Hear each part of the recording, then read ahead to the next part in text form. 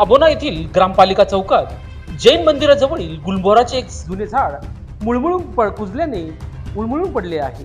त्यात जीवितहानी टळली, मात्र एका दुचाकीच्या वाहनाचा चकनाचूर झाल्याने हजारोंचे नुकसान झाले आहे. ग्रामपालिका चौकात जैन मंदिर जवळील सुभाष शाह यांच्या घराच्या अंगणातील एका मोठ्या गुलमोहर झाडाच्या मुळ्या कुजल्याने संततधार पावसात सकाळी कोसळला आहे. जैन समाज बांधवांचे पर्यवेक्षण पर्व सुरू आहे, त्यामुळे मंदिरात येणाऱ्या भाविकांसह त्यांच्या वाहनाची बाहेर गर्दी असते.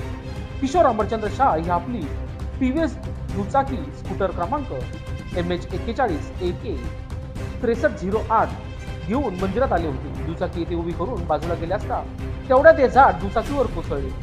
मोठ्या पांढराखाली दबून दुचाकीचा चक्काचूर झाल्याने हजारो रुपयांचे नुकसान झाले आहे. शुक्रवारचा आठवडे बाजार या भागात भरतो. गुलमोहराच्या झाडाखाली भाजी विक्रेत्याची दुकाने